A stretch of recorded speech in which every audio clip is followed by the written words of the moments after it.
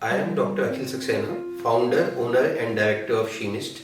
Our aim is to build a fleet of minimal access surgeons who are the best and they practice ethically to serve the cause of humanity. Our core strengths are that we develop very strong basics starting from the anatomy, the instrumentation, the equipment handling and of course handling all kinds of surgeries and their complications.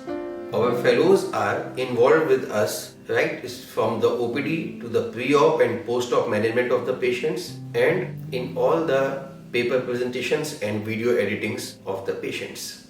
We develop good hand-eye coordination with the help of various kinds of endotrainers and simulators. We give our fellows real-time hands-on training throughout their stay in the institute.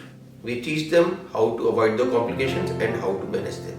To support the academics, we have well-equipped books libraries and video libraries and of course an auditorium in the hospital campus itself.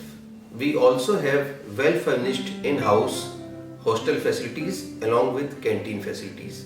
In short, we keep our fellows like a Gurukul who live together, eat together, work together, learn together and grow together academically. Many of them then developing into new faculties. For any further guidance, you can call me directly by pressing this button below.